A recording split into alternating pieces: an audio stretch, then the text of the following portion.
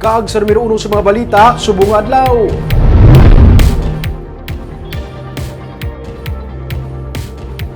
Tapos na ang pandemic.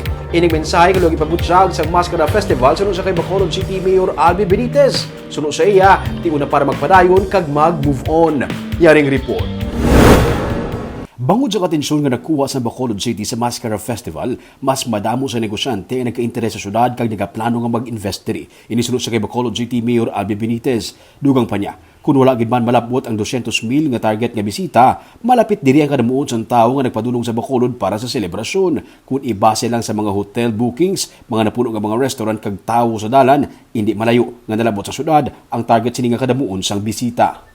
I think Bacolod has gained a lot of interest, not just locally but also internationally in terms of haven for business investment. So we're looking forward to progress and hopefully get them invested in the city. Sa pangkabilugan sunod sa kay Benitez, isa ka babaskog nga mensahe ang ginapalabot sa Mascara Festival sa Bilog nga Pungsod nga tapos na ang pandemic kag kinahanglan na nga magpadayon. The message that we're trying to give for this Mascara Festival is the pandemic is over. No? Let's get back to our normal lives and start opening up all the establishments and move ahead, move on.